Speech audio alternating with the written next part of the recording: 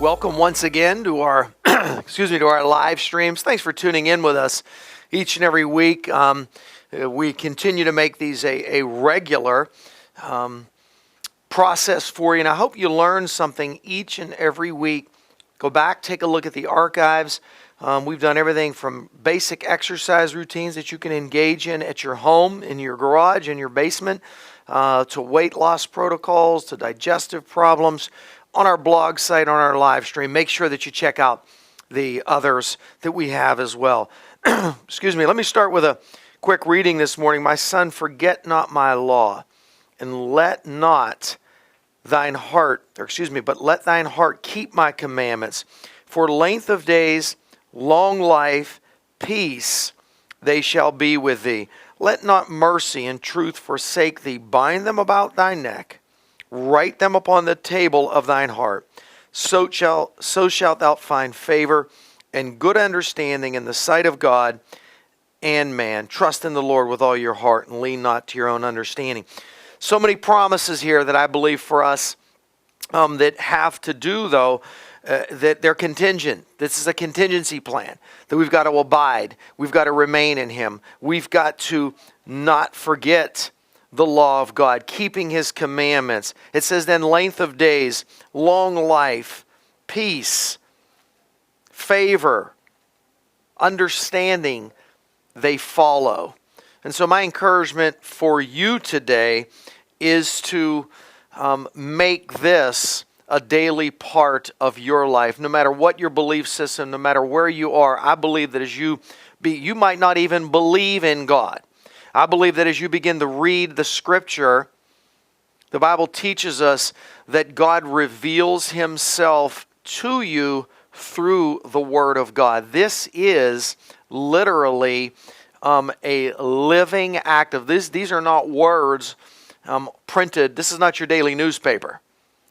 And I believe that as you begin to follow this, it says, for son, if thou wilt receive my words and hide my commandments within me, and you'll incline your ear unto wisdom and apply your life to understanding.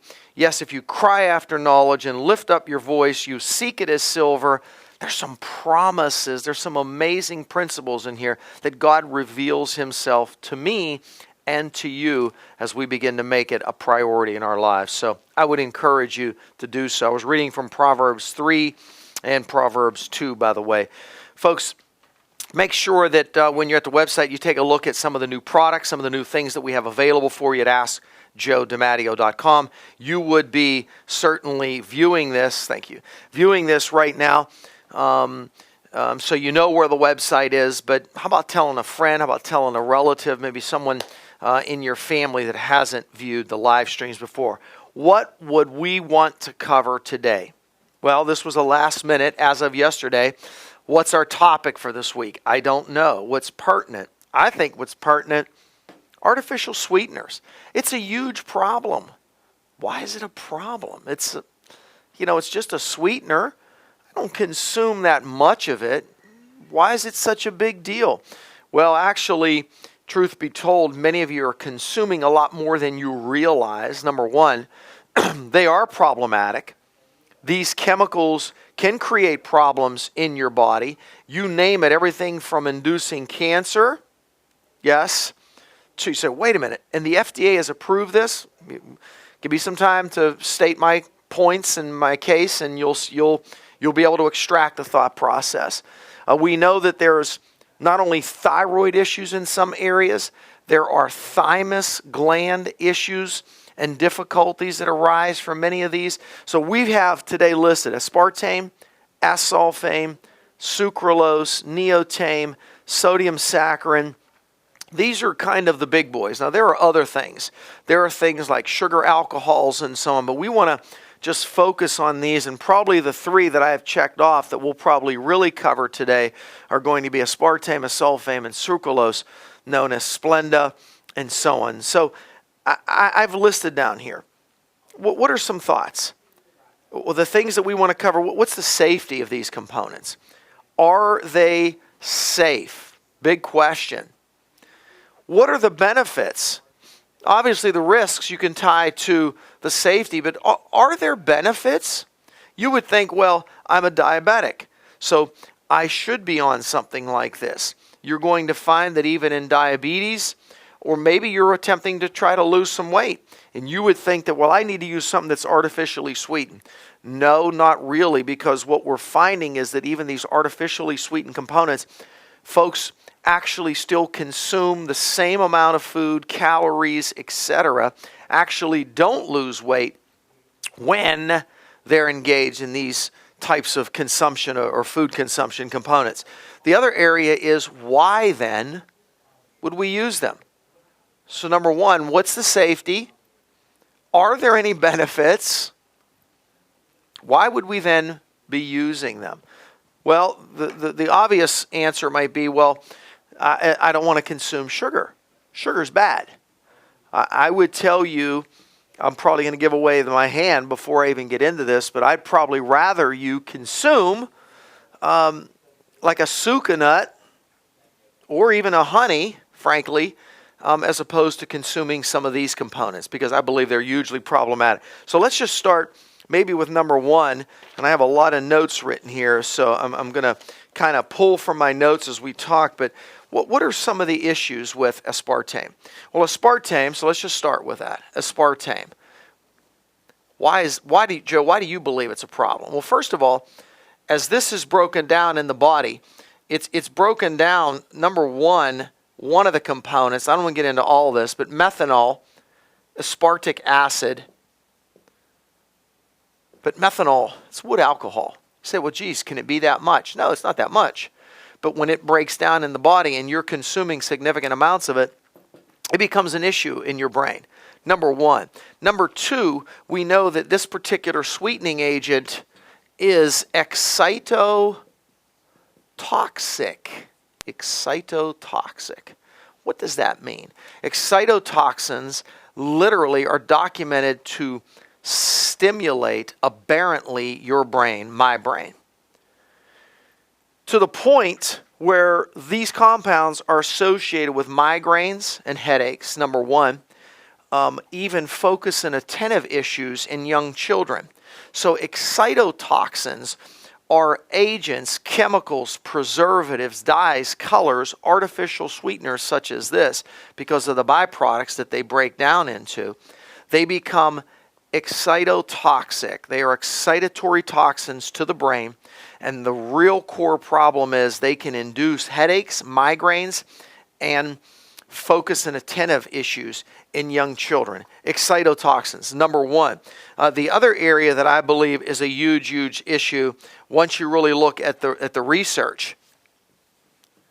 Some European research shows and comes out and shows that in laboratory animals, that it has an ability to induce cancer in certain organs and in certain target tissue. I pulled actually off of Medscape, and I tried to reprint it. I could not get it to print real well, and I actually have it here. But the takeaway message is, even in this Medscape article, which is right off of a medical journal, excuse me, that in the research that they pull, they show that there's a 1.24 or a 24% increase in non-malignant types of tumors, even benign tumors, in individuals that even consume light beverages that contain aspartame. That's from their accumulated literature and evidence.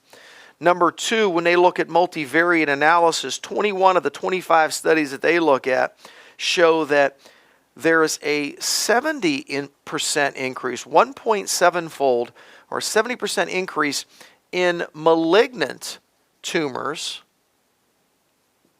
in the laboratory animal studies that they went through, 21 of the 25. Now, why are we not doing large-scale studies on these components in humans? I'm not real sure. That question is a good question. Don't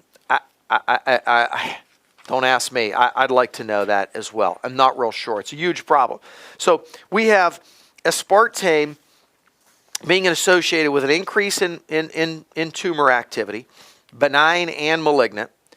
that it also generates oxidative stress in the brain. Journal of Biosciences document that when this is converted, one of the breakdown products is methanol, wood alcohol, that in essence, that it can create oxidative stress or overwhelm the antioxidant capacities that are in my brain and in your brain. What are some of the conditions that are associated with this? What are some of the documented components of aspartame types of sweetening agents that we can document? Number one, headaches. Number two, persistent migraines are associated. So you've got chronic low-grade debilitating headaches. Now certainly that's not the only cause and rationale for headaches, but it's a huge issue. Migraines, hypothalamic lesions.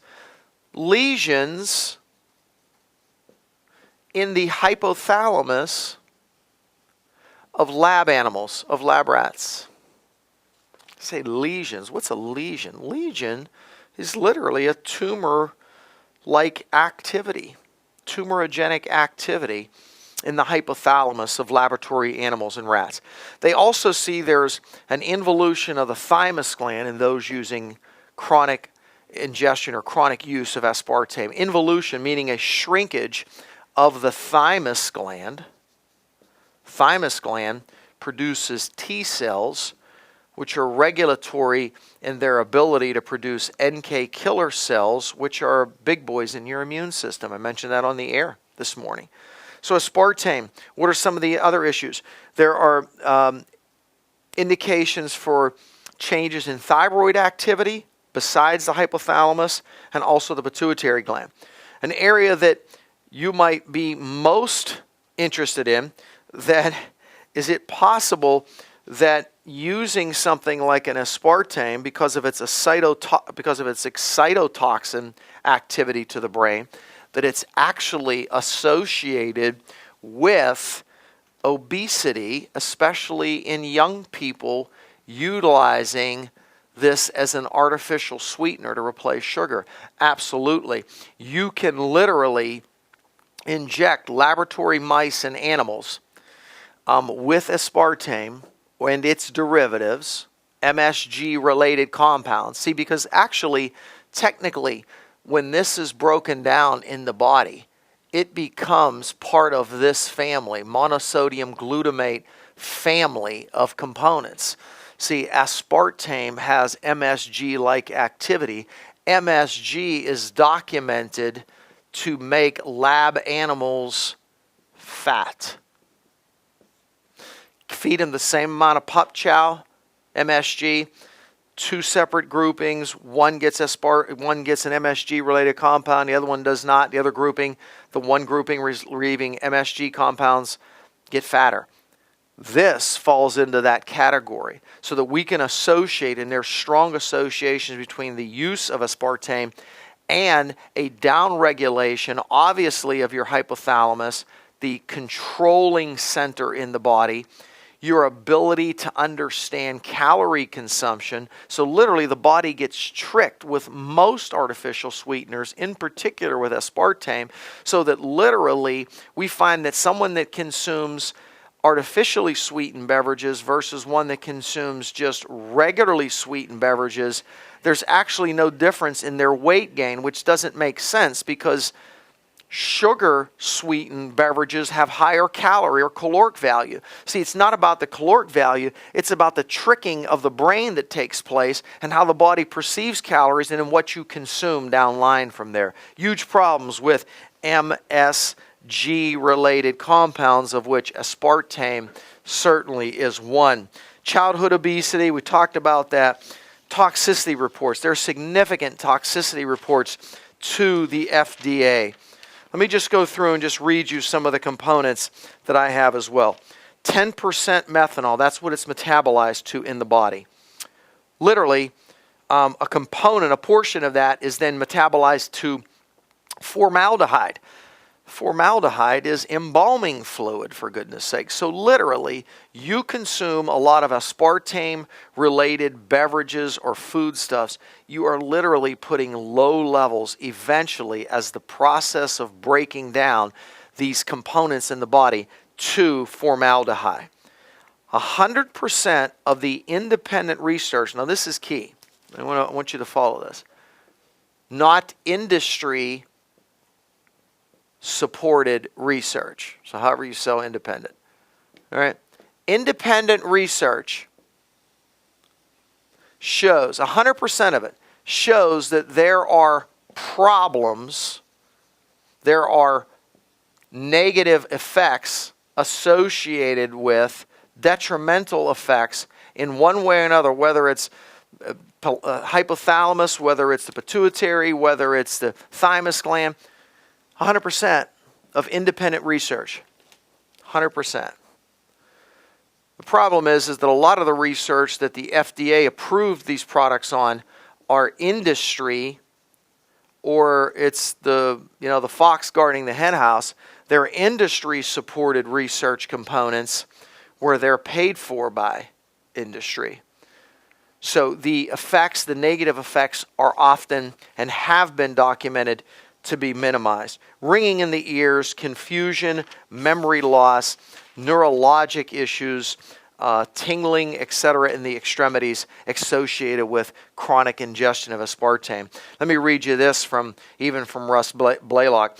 Newer findings indicate that the hypothalamus is involved in several endocrine systems, neurologic diseases, even psychiatric disorders. As early as 1976, it was shown that aspartame-fed mice could produce lesions on the hypothalamus of newborn mice.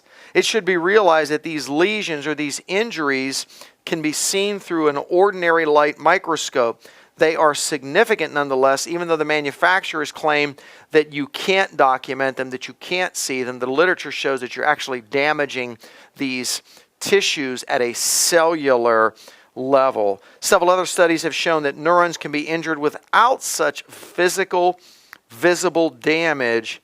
The effects may be physiological and biochemical without necessarily the physical changes. So what now we're seeing is that there's actually a biochemical issue.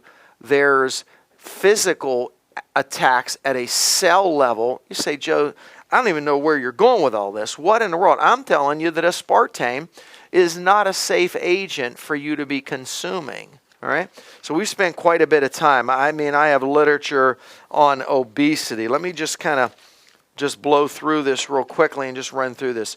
Obesity, excitotoxic activity, which I've already explained. This comes from the Journal of Biosciences, 2012. Volume 4, pages 679 to 688, and basically shows that artificial sweetening agent aspartame results in increased oxidative stress within your brain. It's 200 times sweeter than sucrose, breaks down to aspartic acid, phenylalanine, which is not bad, it's an amino acid, and methanol, which I've already explained to you. Investigators evaluated the chronic effect of the artificial, see, chronic is the key word, of this artificial sweetener inducing oxidative stress in brain regions. They've even compared it as a mimic, honestly, to the drug methotrexate on the brain, which is a chemotherapy agent used today for autoimmune conditions such as rheumatoid arthritis, other autoimmune conditions, psoriatic arthritis, psoriasis, and so on, to suppress the inflammatory response. The scientists determined there was a significant increase in lipid peroxidation levels, that the fats in the brain are damaged more easily. Superoxide dismutase, SOD, is diminished, which we critically need to protect our tissues and cells. Glutathione peroxidase levels are dropped. Catalase levels are dropped. Significant decrease in glutathione and protein thiol levels. In addition, the chronic exposure of aspartame resulted in detectable, listen to this, methanol levels in the blood. You consume aspartame, this particular agent, the Journal of Biosciences can actually document that eventually with chronic ingestion in your blood, they can pick up and find methanol. So if you don't think that this is breaking down into scary components in your body, think again. I believe in a minute here we're going to take a break. And I'm going to come back and I'm going to talk a little bit about sucralose. I'm going to jump over to sucralose because I don't want to make this, just about aspartame. I want to point out the issues with aspartame. I want to point out the issues and concerns with sucralose, and certainly then Aspartame, because Aspartame is kind of rising to the top now. I think that as more and more kind of the negative components have hit about aspartame and there's greater education and concerns, we've switched over in many cases. Many industry products, are switching over to maybe sucralose or Splenda-based compounds. And the reality now we're seeing is that Aspartame showing up in more and more compounds, even in many over-the-counter products that even maybe your young people might be using. The key here is that artificial sweeteners have an impact on your brain, can have an impact on the thymus gland, on the pituitary, on the hypothalamus. We know that we can document what this breaks down into. We know that aspartame has MSG-like related types of activities which are excitotoxic to the brain.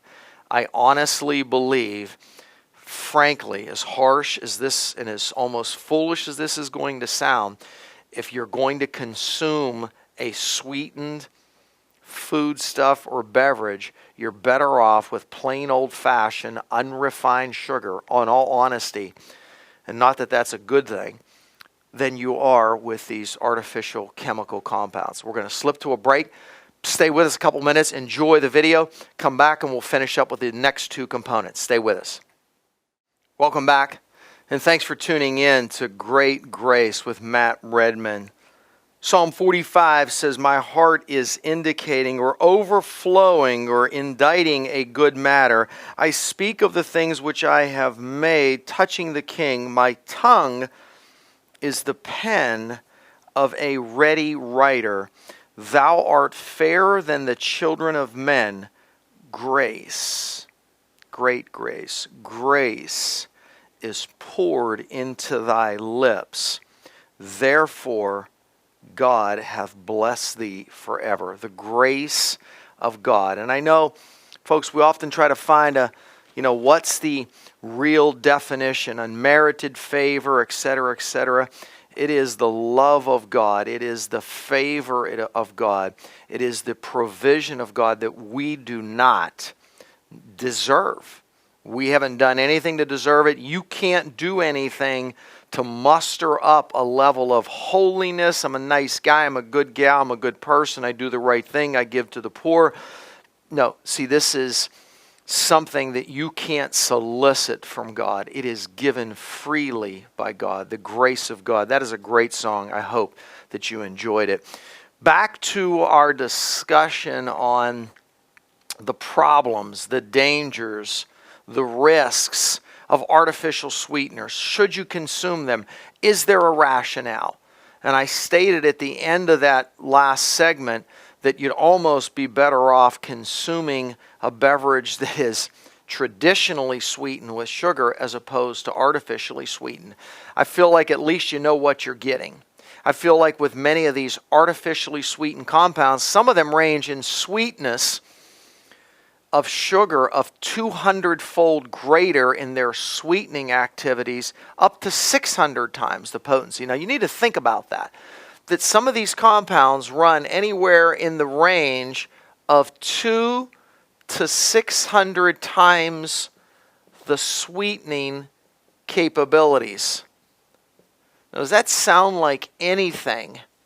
200 times. That's like comparing $1 to $200, or the length of a football field versus 200 lengths of a football field. 200 times, up to 600 times the sweetening capacities.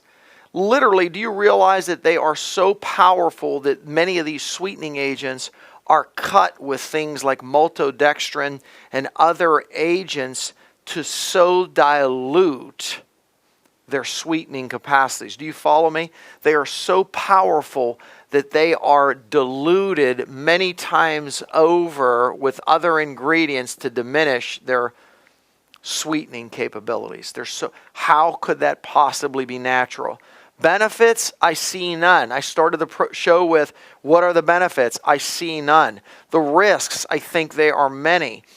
Is it the end of the world if you have one or two beverages or a foodstuff that contain sucralose or sulfame or aspartame? I don't know that it's the end of the world, but we see literature accumulating of the potential problems, and almost all of the literature, some of which I'm going to read you, you're going to see more and more health experts saying and claiming we don't understand why there are not long-term studies done in humans when we see that there are potential problems in laboratory animals. Why are we not doing more extensive research and studies into human beings to document the potential problems? So let's go on to sucralose. So I told you I was going to stick to some of the big ones today just because of time. Renal hyperplasia, meaning excessive growth of kidneys in laboratory animals. Yes, the tissue of the kidneys hyperplasia or growing excessively. Not a good thing even in the arena as a precursor to cancer. Number two, we saw adrenal hemorrhagic types of things. In laboratory animals, the adrenal glands had components of heavy blood supply and bleeding in those areas. You're saying, what? With this sucralose? Yes. Yeah, that's what the animal studies, and I have the stuff here. I mean, I have folders, artificial sweeteners, Splendas, aspartame, and again, in preparing for this, I just started with this yesterday. I don't want to sit here and give you the chemical equations and give you every single component. You have to understand that there's literature that supports everything that I'm talking about. There are reports of increasing issues with headaches and migraines with sucralose in humans, cataract issues in laboratory animals and rats. Yes, increasing cataract. This is just a few of the things. I mean, I've got more. I've got more. Shrunken thymus glands with sucralose as well. Thymus gland having everything to do with your immune system, T cells, eventually converting to those NK killer cells, and large liver, which I mentioned to you, kidney as well. Now here's the key. Immunologic and neurologic types of derangements in laboratory animals known to induce organ, genetic, and reproductive damage in a class of chemicals called chlorocarbons. So chlorocarbons, Joe, way too much on the chemistry today. Man, you got to lose the chemistry and the biochemistry stuff because this is just ridiculous and I don't know what you're talking about and I don't know that I know what I'm talking about, so now that makes two of us. But here's what I know. That this compound falls into a family chemical structure known as chlorocarbons. Chlorocarbons are highly toxic components and are already known to induce organ, genetic damage and issues, and even reproductive damage in lab animals. So you say, wait a minute, just this alone? Well, I told you they already have related it to many of these issues. But we know that chlorocarbons, this chemical class, this family of compounds, can induce organ damage, genetic damage at a cellular level, reproductive damage in laboratory animals. And this would fall under, this is how you would see this. Roman numeral 1 would be the class or the family of chlorocarbons, or a class of chemicals. You follow me here? A class of chemicals. So if you were in chemistry class and we said, okay, today we're going to talk about chlorocarbons. And then we would list them. We would list, different types of agents. And guess what one of them would be? Sucralose. You say, wait a minute. This is crazy.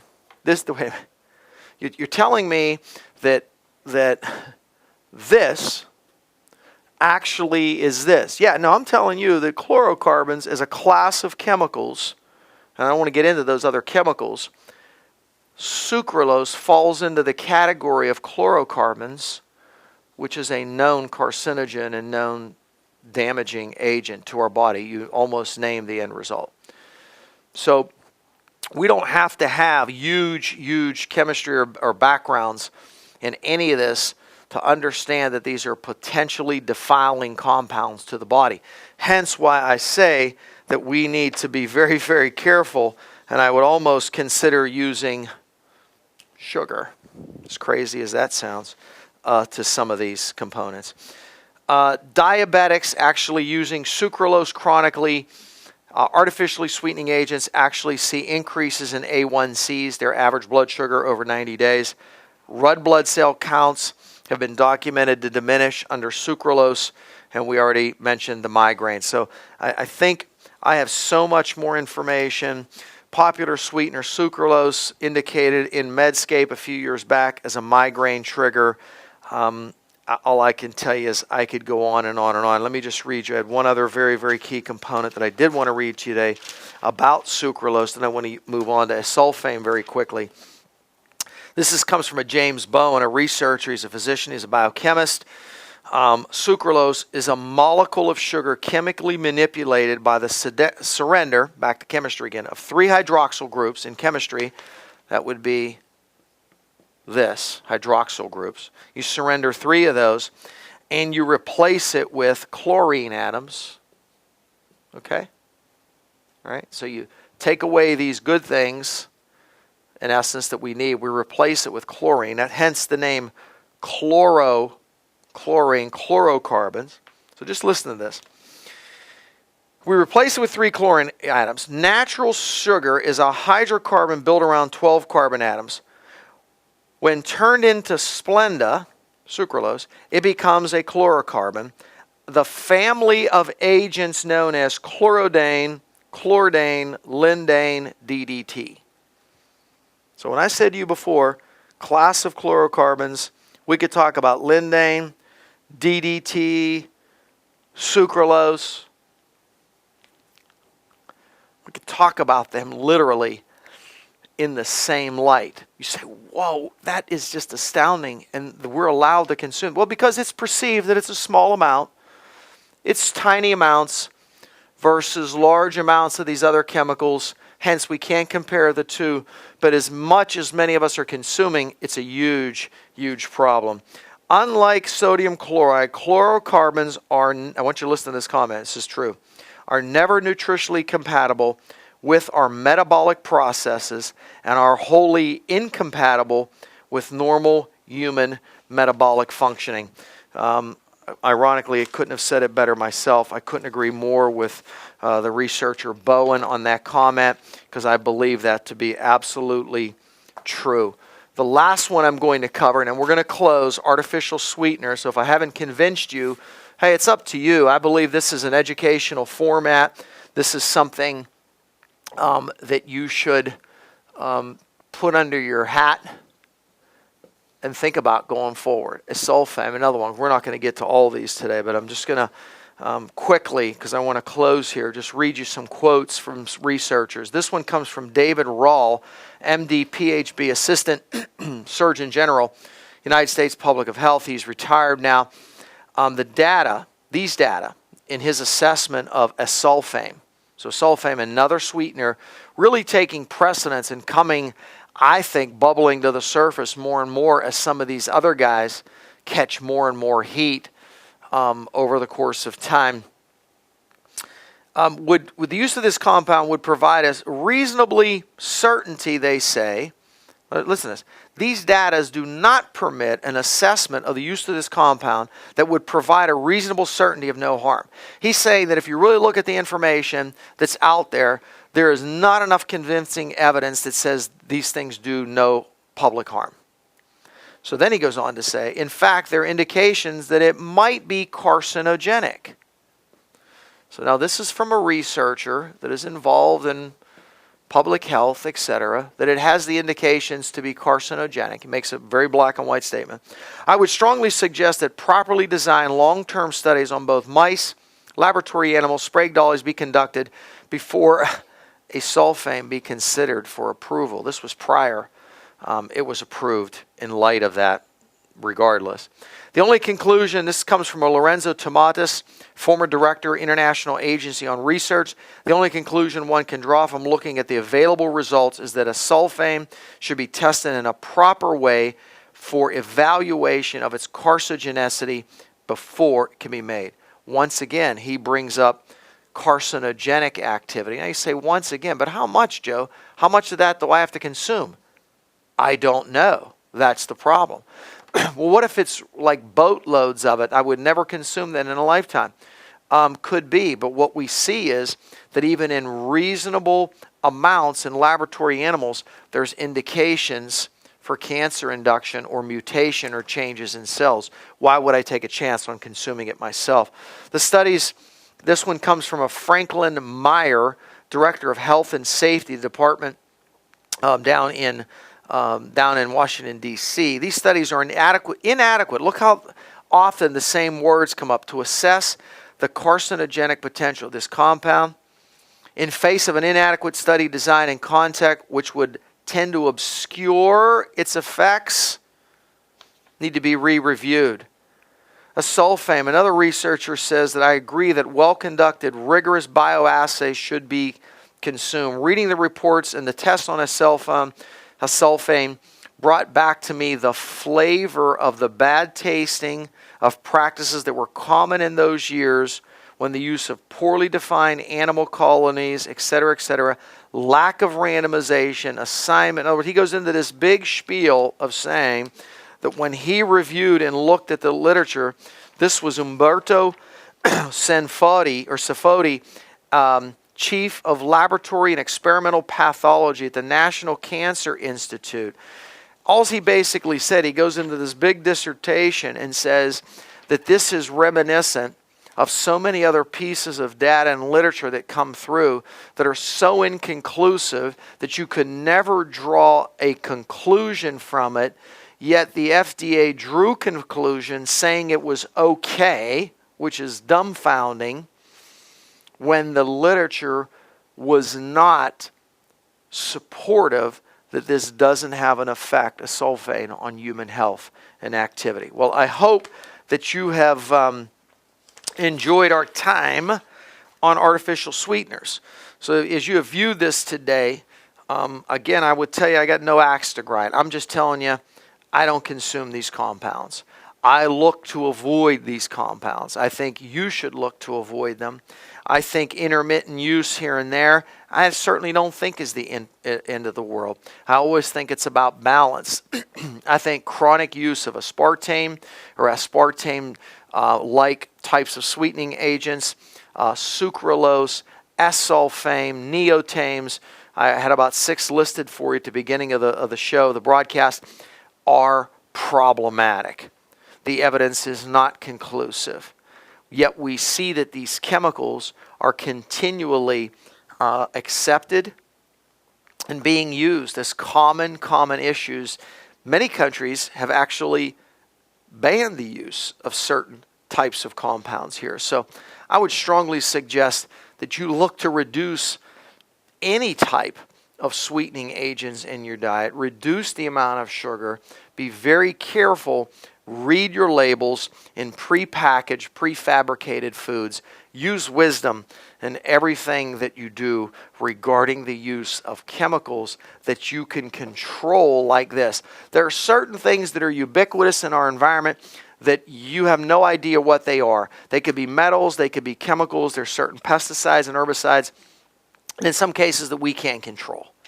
I understand that. Why I'm always big. I talked on the broadcast earlier about low temp saunas, about exercise and sweating, because you offload these chemicals right through your body.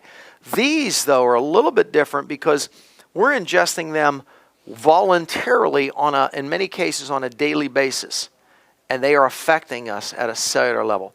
I hope you got something from this little live stream today. Tell and connect some friends with our live stream broadcast. I'd really appreciate that. Get the word out. Let your friends, let your relatives know. Tell them they can go right to the website, askjoedimatteo.com. They can be anywhere in the country, anywhere in the world. Boom. It's a matter of clicking that live stream button. Josiah has put up the archives so that now they can just click that archive button and go back, and we have them labeled. He's been labeling them. You can, now this one will be labeled. How do we label this one? Just artificial sweeteners. And the rest is up to you. It's just teaching you about artificial sweeteners. You said earlier you don't have an axe to grind. Everything was negative. And in the sense, I gain nothing by telling you to or not to do this personally. I don't have a product that I'm telling you to replace this with. Nothing. This is purely educational, purely teaching. They're not good for you. Make a decision that's good for you and for your family. God bless you. Thanks for tuning in, and tell some of your friends and relatives about our live streams. God bless. Have a great afternoon.